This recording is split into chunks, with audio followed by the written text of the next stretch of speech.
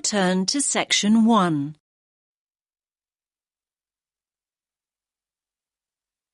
You will hear some people talking about getting exercise.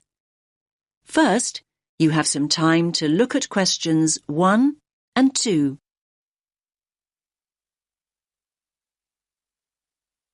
Listen carefully to the first part of the conversation and answer questions 1 and 2. Hey, Janos, have you seen this notice here? What's that? Join our mole walking program, Get Fit, for free. Now, I like the sound of that. I can't afford to keep up my gym membership this term. It's too expensive. I know what you mean. But what exactly is mole walking? Sounds a bit boring to me. Hold on. OK, it may sound boring, but it might be a great opportunity to take exercise. Think about it. A climate-controlled environment where you can take exercise without having to worry about the wind or the rain. Wind and rain? Have you actually looked at the weather outside? It's snow and ice out there. I only came into the mall to keep warm. Well, it is winter and we are in Canada after all. So just think, by mall walking we can exercise indoors instead of outdoors. Great. And another thing, we won't have to worry about the traffic. Just think, no busy roads to cross and no rush hours to think about. Come on, it's worth a try. You're still not exactly selling it to me. Imagine walking past the same stores and they're not even open. So what's the point of that? Oh, come on, Janos. Just think about it as an opportunity to window shop and keep an eye out for bargains. And what about all the amazing decorations and displays we can take a look at? I think it sounds like fun. Did you say fun? Walking on a hard surface like concrete. Give me grass any day. Much more comfortable on the feet. And there's another thing. In a mall, you're always close to restrooms. And water, come to that. What could be better than that? I think I know the answer to that one. Exercising in a gym is a whole lot better. Well, anyway, we can get more details at the information kiosk. So, do you want to come with me or not? I'll give it a miss. I'm off to the gym to make the most of my membership before it runs out. Now you have some time to look at questions 3 to 7.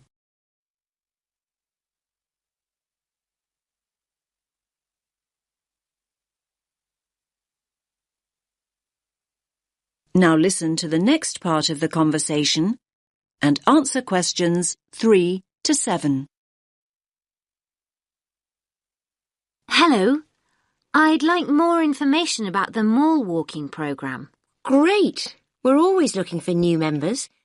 Can I just ask you how you found out about the program? On the notice board on the first floor. Oh, that's great. Most of our new members come through the website or through friends. Good to know people still read the notice board here in the mall. Yes, I guess so. Now, let me give you some details. The program runs weekdays, Monday through Friday. And it's an early start. Wait for it. Walkers meet at 7 a.m. 7 a.m? That is pretty early. But come to think of it, my lectures start at 9 most mornings, so I would be able to make it back to the campus in plenty of time. Great. Actually, most members go straight on to work or college after their walk, so you're not alone. Now, our members meet here on the ground floor. Here at the information kiosk? No, just over there at the food court. Oh, the food court. OK. Yes, just follow the smell of coffee. Normally about 10 to 15 people show up for each walk, but numbers can vary. So, up to 15 in a group. That's an ideal number. Glad it's not 50.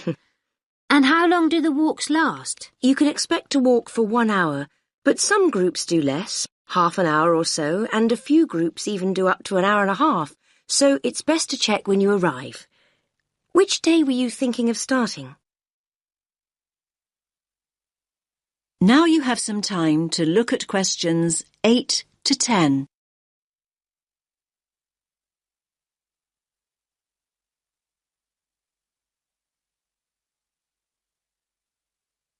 Now listen to the rest of the conversation and answer questions 8 to 10. Well, next Monday would work for me. Morning lectures have been cancelled, so I would have plenty of time. Monday the 4th of February? Yes, that's right. OK. So let's get your details.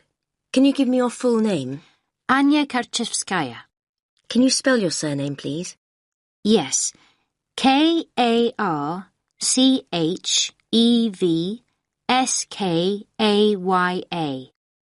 And your address? Apartment 12, 2 Burlington Street. And a contact telephone number? 0757 634 5003. I'll just read that back. 0757 634 5003. Yes. Oh, by the way, new members receive a free gift when they join, and it's a much better gift than last year. We gave people badges, but they tended to lose them, and more recently we provided visors instead, but they weren't very popular. So this year we're giving new members T-shirts. That's great. What colour? Yellow. I've got plenty in stock, so you can collect yours on Monday. Thanks a lot. That is the end of section 1. You now have half a minute to check your answers.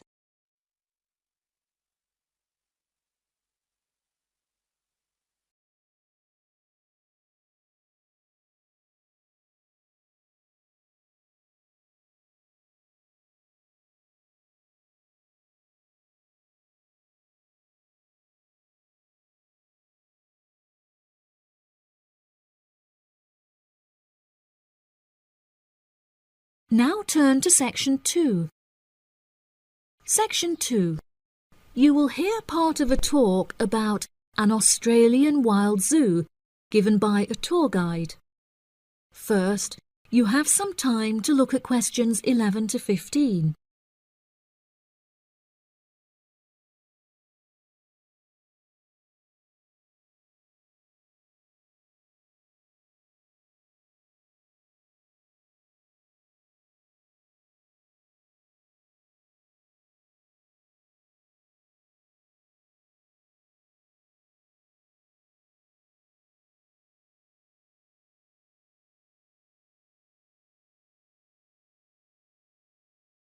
Now listen carefully and answer questions 11 to 15. Good morning everybody and welcome to the Australian Wild Zoo. I would like to start by introducing you to the new features that we have added to our zoo in the recent renovation. Being the only zoo in the area, we receive thousands of visitors a year. We found that this huge footfall was too demanding for the facilities that we were able to provide, and so we decided to expand ourselves in order to give every visitor a brilliant and exciting experience. We initially intended to build a new dog walking area. However, we felt that the zoo should cater only to exotic animals. During our previous renovation, we expanded the exhibition centre, and so we felt that this time the zoo would benefit most from introducing a new batch of animals, so visitors can now see a whole range of new additions at the Australian Wild Zoo, including lions and bears. With this huge improvement to our facilities, we also found it necessary to change our regulations, which we put into action in June. We now allow visitors access to the zoo during weekdays, and as some of our newly added animals are nocturnal, guests may also now visit the animals late at night. Unfortunately, some visitors had started feeding the animals during these late-night viewing times, which disrupted their feeding pattern, and as a result, we had to ban food in the viewing areas. One of our most exciting additions to the zoo is our native kangaroo, who we have named Frisbee. For a fee of just $5, visitors can have their photo taken with him and have it printed onto a selection of items such as keyrings and mugs. At first, visitors were also allowed to feed Frisbee items that we provided, such as carrots and leaves. However, Some guests started feeding him hamburgers and chips, so we were forced to forbid visitors from feeding him. As kangaroos are such calm animals, Frisbee isn't disturbed by the noises and shouting of visitors at the zoo, which has helped him to settle in at his new home very quickly. The Pie Dog Zone has been permanently closed throughout the winter period to allow the dogs to hibernate as they would in their natural habitat. We were very excited to be reopening the zone. However, unfortunately, we have been forced to close it temporarily as the result of a broken fence, which will take about 1 week to fix. We were intending to renovate the zone with the other construction that we were undertaking, but unfortunately we did not have sufficient funds. We understand that this temporary closure may disappoint our visitors, and so we have decided to offer a discounted price on our tickets for the next week. If you ask at the reception desk, they will happily direct you to the photo shop where you can purchase the ticket. The ticket will also entitle you to a 10% discount off any item in our gift shop, where we sell a range of items including postcards and fluffy toys. Before you hear the rest of the talk, you have some time to look at questions 16 to 20.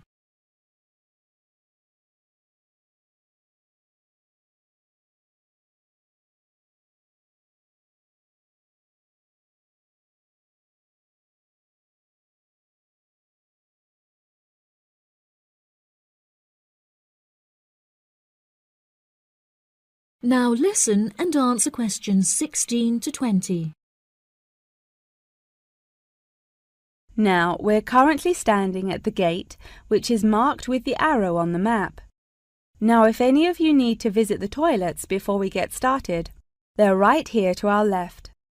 Out to the east, just across the grass, there is the bird hide, where we have over 100 species of birds for you to watch. We even have an interactive zone where you can feed them with seed and take photographs with our parrots. What a great souvenir to remember your trip! And up the path to the north, if you look in front of you now, there is the Pie Dog Zone. Although it is closed, if any of the dogs are playing outside, you will be able to see them through the fence. And then let's pass by the refuge. This area is a sheltered part for Brolga watchers who can use it to spy through binoculars. And after that, I suggest that you all visit the rest area for some cold drinks and snacks, as it is very hot outside. It is just at the northwest corner of the zoo.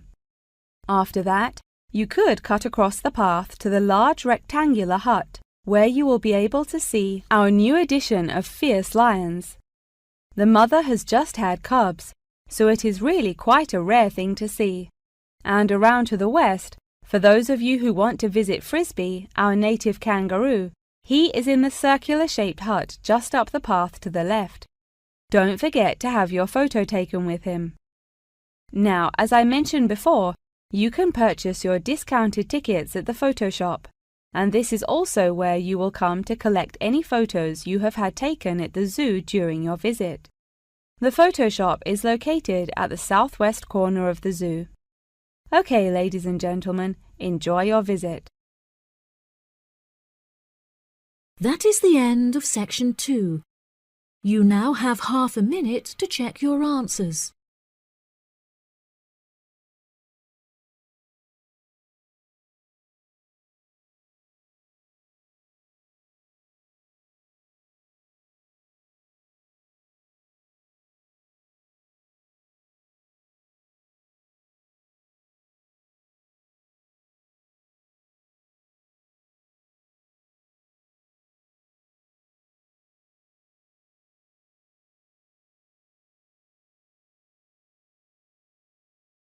Now turn to section 3 of your listening question booklet. Section 3. In this section, you will hear two students discussing the idea of joining a learning circle. First, look at questions 21 to 30.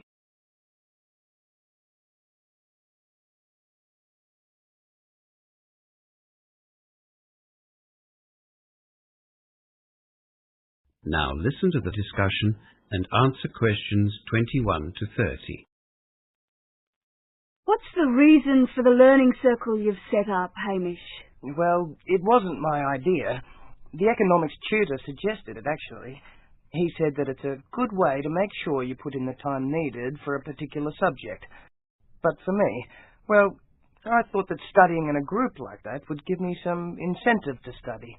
I really need a reason to learn, you know, motivation, especially in economics.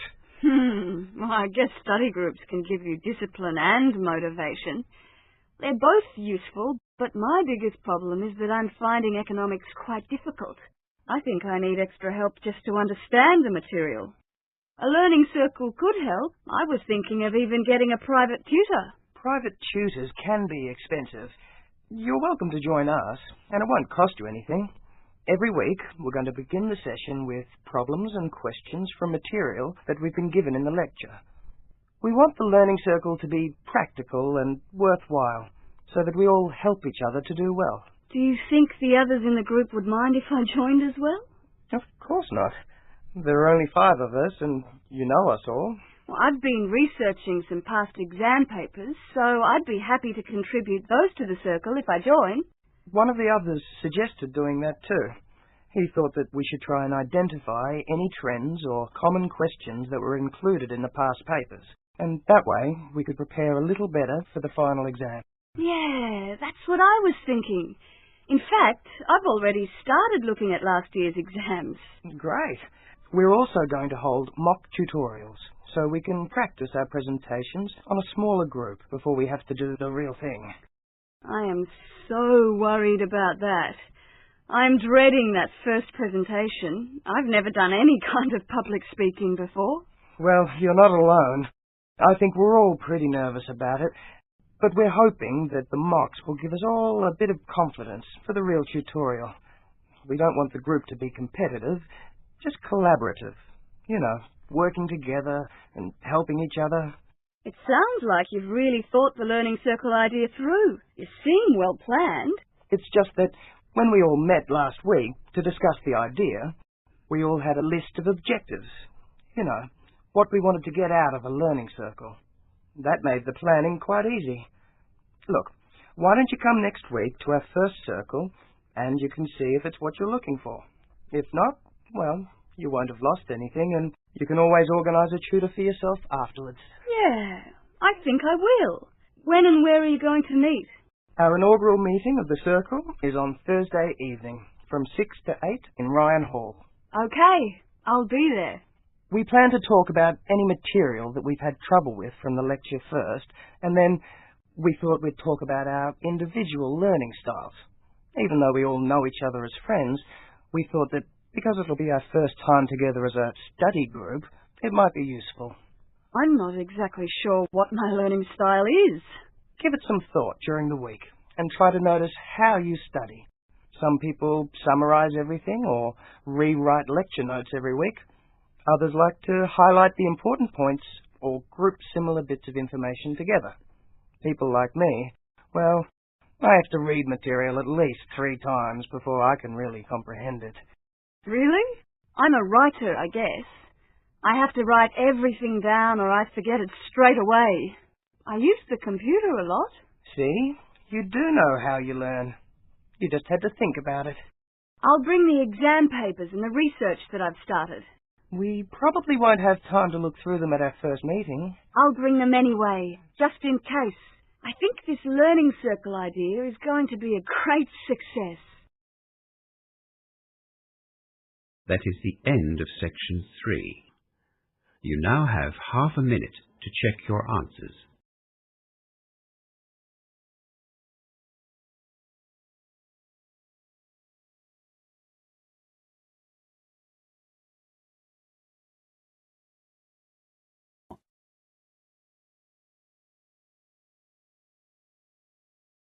Section 4. You will hear a historian giving a presentation about techniques to identify the origin of handwritten books from the Middle Ages. First, you have some time to look at questions 31 to 40.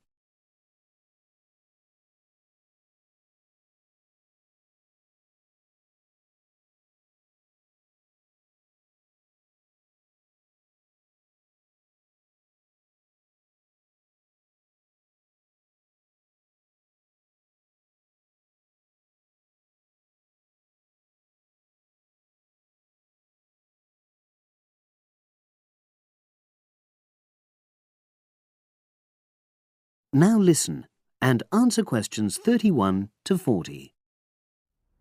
My presentation today is on how the science of genetics is being used to shed light on the origin of manuscripts, anything written by hand, produced in the medieval period, that is, the period between the 5th and 15th centuries AD.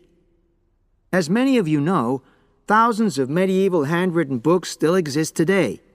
Some of them have a clear provenance, that is, we know exactly where and when they were written. But the origin of many manuscripts has been a complete mystery. That is, until 2009, when geneticists started using DNA testing to shed light on their origins. But before looking at the new research, I need to explain something about the way the manuscripts were produced, particularly what they were written on. Virtually all were written on treated animal skins, and there were essentially two types. The first was parchment, which is made of sheepskin. It has the quality of being very white, but also being thin. It has a naturally greasy surface, which meant it was hard to erase writing from it. This made it much sought after for court documents in medieval times. The second type is vellum, which is calfskin. This was most often used for any very high-status documents because it provided the best writing surface, so scribes could achieve lettering of high quality. So, once the animal hides had been chosen, they had to be prepared. Where the right materials were on hand, the skins were put into large barrels or vats of lime, where they were agitated or stirred frequently. But if lime wasn't available, then the hides were buried. Both these techniques were designed to cause the hair to slough off and the skins to become gelatinous and therefore more flexible. The next stage was to put the hides on stretcher frames and pull them very tight. While on the frame, they were scraped with a moon-shaped knife in order to create a uniform thickness. For parchment, that was the end of the process. But for vellum, there was an additional stage, where it was bleached in order to achieve the desired color.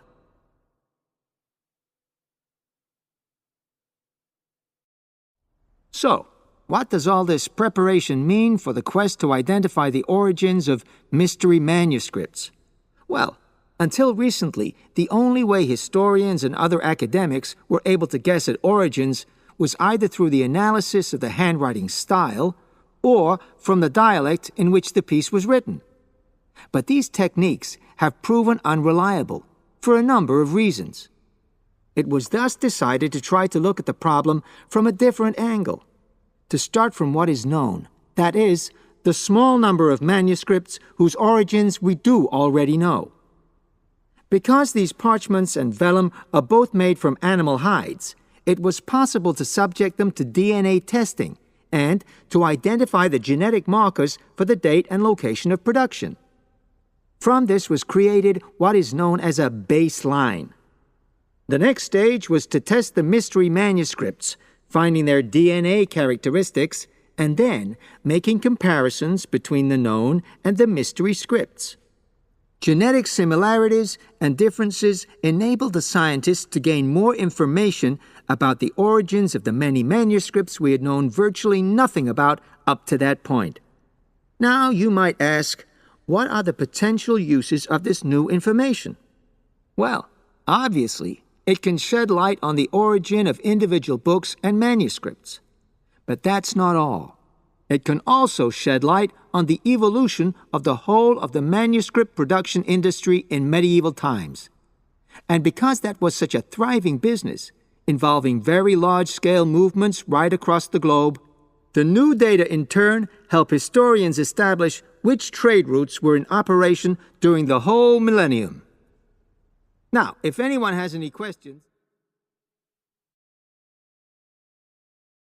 That is the end of section 4. You now have